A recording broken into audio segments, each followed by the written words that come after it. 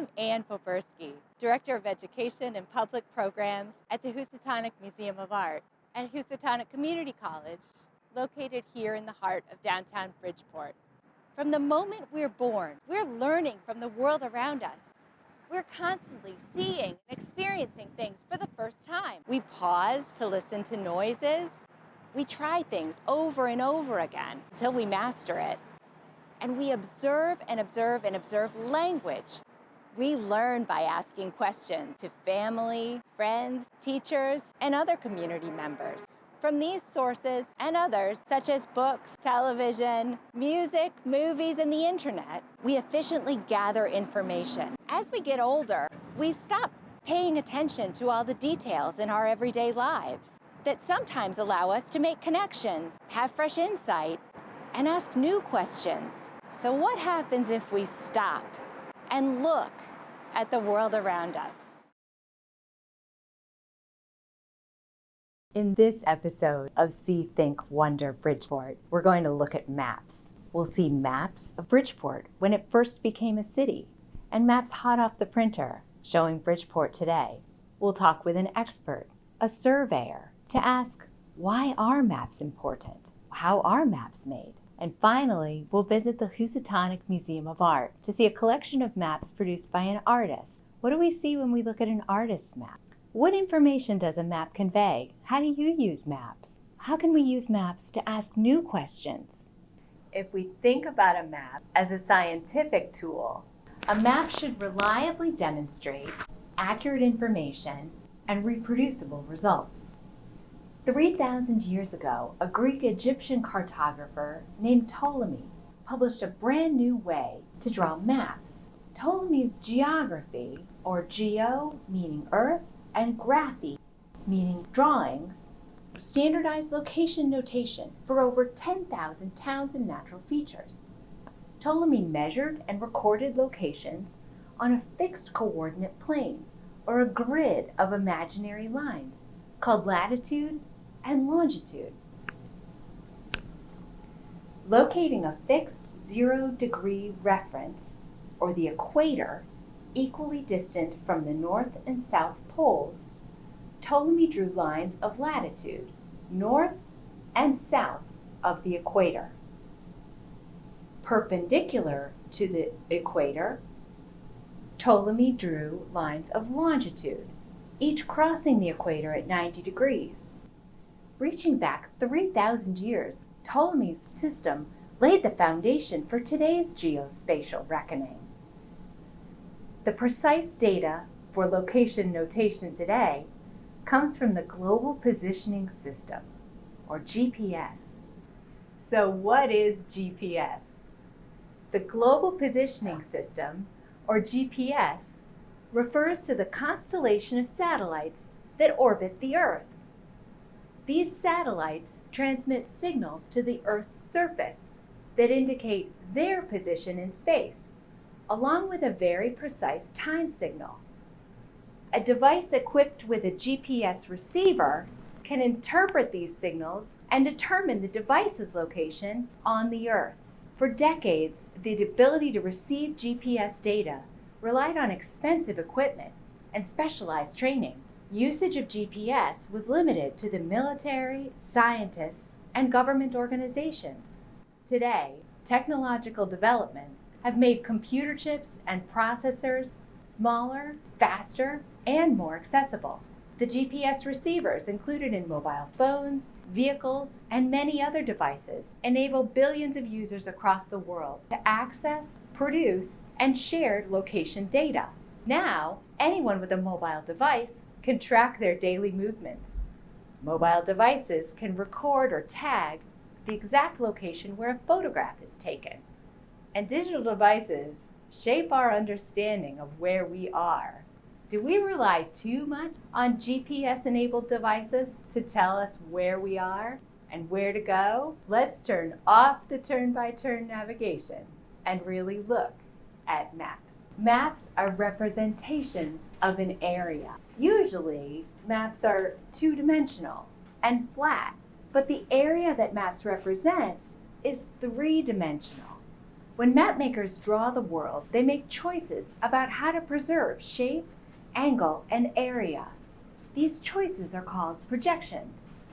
Beginning in the 1400s, humans in many parts around the world developed stronger, faster technology.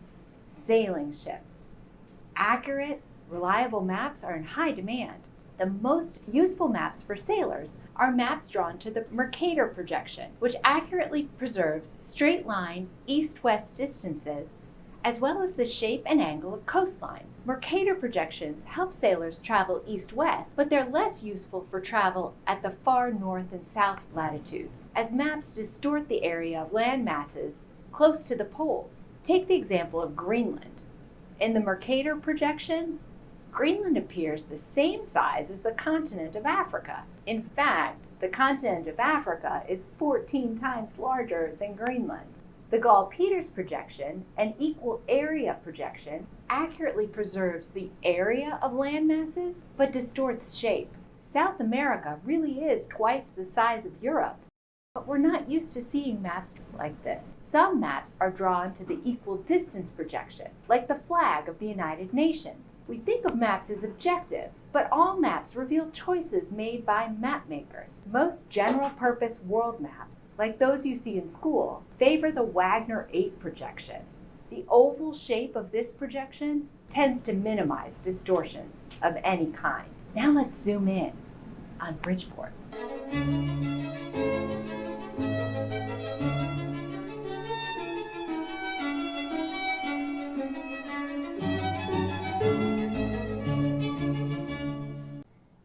Here are two views of the city of Bridgeport.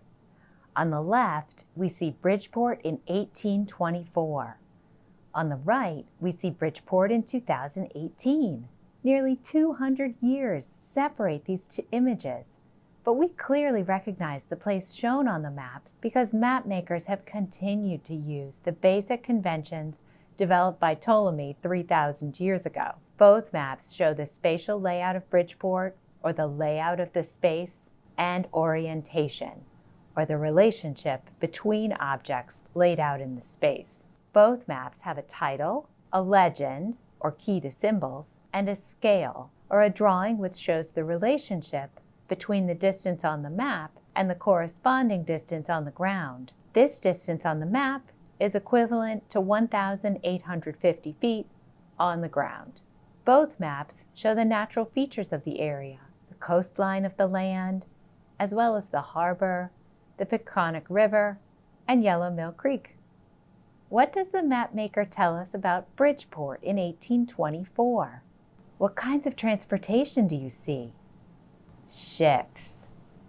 In 1824, Bridgeport was a busy port city. Sailing ships crowd the docks. A steamship chugs into the harbor. What you do not see is the railroad. That won't exist for another 24 years. The overland route to New York City takes 2 days by horse or stagecoach, 8 hours by sail, or a speedy 6 hours by steamship. The docks are busy. All of the goods produced in Bridgeport and the surrounding countryside are brought to the docks and sold to merchants on the ships. What goods do you think Bridgeport is producing in 1824? Remember, America is a new nation. Most of the goods produced at this time are the same kinds of goods that would have been produced in the colonial era. Corn, rye, fruits and vegetables, fish and shellfish, and livestock including pigs, horses and cattle, barrel staves, lumber, and some finished goods like carriage wheels, iron ingots, and even ships. Merchant ships sell Bridgeport goods to buyers in New York, Providence, Boston, Charleston, and the West Indies. Merchant ships purchase finished and imported goods like molasses, sugar, tea, cloth, glass, and other items, and sell these goods back in Bridgeport.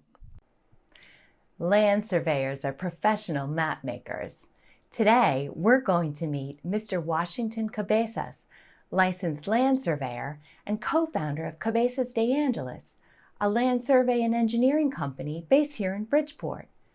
The maps that surveyors prepare are used to help establish property boundaries, record land features, and help determine the best placement for roads, railways, and other infrastructure projects. The building permit process involves a survey most of the time. So we go out, survey the parcel, take measurements, research the deeds, the land records that are on file for the parcel. We put that all together, we drafted everything up, and then we produce a map that shows where this house is going to be on the property and that it complies with city regulations, such as a map like this, where this house is proposed to be built and this one's existing, and we're doing a new property line in between so that we have two separate parcels now. Only a surveyor can show a property line like this and accurately state the area of each property and show how each property complies with the city standards or doesn't comply. Many aspects of civil engineering and land survey involve preparing maps and plans for things you can see as well as the things you don't see. We did a survey recently on the Barnum Museum, and this is the Barnum Museum, which is right down the street from us on Main Street. And this was done for construction purposes as well. They were doing alterations, exterior facade work, and the architects needed a survey to show what they had to work with, what the setbacks were, and how tall the building and the towers and the spires were, and all the utilities in a road. These lines here represent utility lines that are actually underground. You can't see them if you go there, but these are gas lines, sewer lines, water lines, electric duct lines, telephone lines that are all underground. You'd be amazed at all the infrastructure that's under the ground. Civil engineers plan for stormwater drainage and sewer design. Traffic engineers plan all aspects of roads, the steepness or grade of a road, its curves and profile or cutaway view. Structural engineers analyze the forces acting on a building's design to plan for walls, foundations, seawalls, and bridges. And finally, environmental engineers plan for the overall safe usage of a site. Engineers and surveyors stay up to date on federal, state, and local regulations, building codes, and environmental policies. Survey maps reveal a fascinating amount of detail. Mr. Cabeza has also shared some of the tools that surveyors use. This is a transit, and it measures angles so that we can measure from a line, a zero line, and measure an angle and to be able to measure to everything on the parcel, such as building corners, property lines, fence lines, trees, and then also within the measurement, they had to do calculations by hand to determine the elevations or the height of the ground as you go up and down on the property.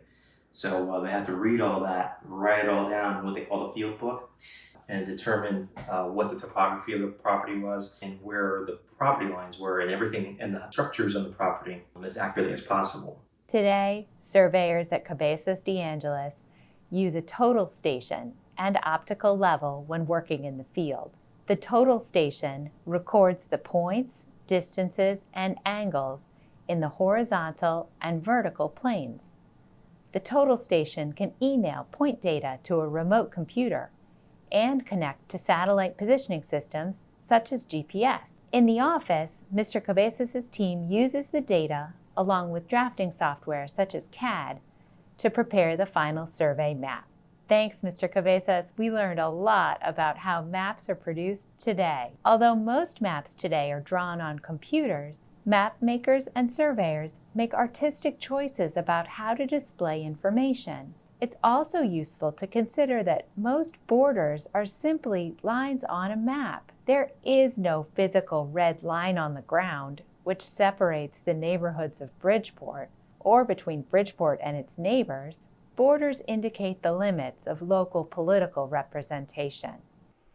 Artist Dennis Wood is a map maker, fascinated by the lines and symbols that exist only on a printed map. The artist tries to imagine what information a neighborhood map includes and what information is left out. What do you see in this map? If you said colors, let's think about that. You see words printed in black ink on a white background. The words spell out the names of colors. You might imagine that you see them. Why did the artist choose to show words? Maybe the artist recognized that every person sees color or the reflection of light in a different way. Language standardizes the experience of color, which we each may see a little differently.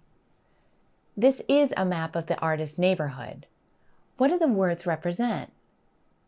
It's a map of the trees in autumn. All maps are like photographs, capturing a single moment in time. How could maps show change in real time? What do you see in this map? The artist titled this map Squirrel Highways. Now do you see that each circle represents a utility pole with utility lines running between them?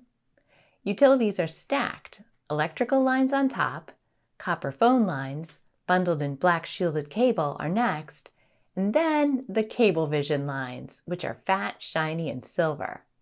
The thickness of each line on the map shows how many utility lines run between the poles. To review, maps show area larger than that which we can see, are easy to understand, show spatial layout or the layout of space, and orientation or the relationship between objects laid out in the space. Maps show things we can't see, like the steepness of hillsides or pipes underground. Maps are analytical tools for sharing information about distance, landforms, boundaries, and more. And maps are art. Map makers make choices about design, color, and line.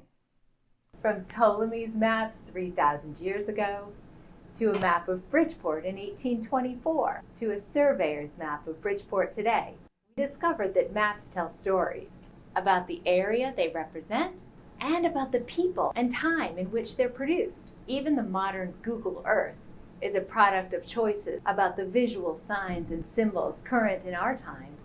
There was a time when map makers of the Northern Hemisphere dominated world map production. These maps locate Europe and North America at the top and center of the world. So the next time you see a map, ask questions. I hope that you'll find a new perspective. Thanks for joining me. I'll see you next week for another episode of See, Think, Wonder Bridgeport.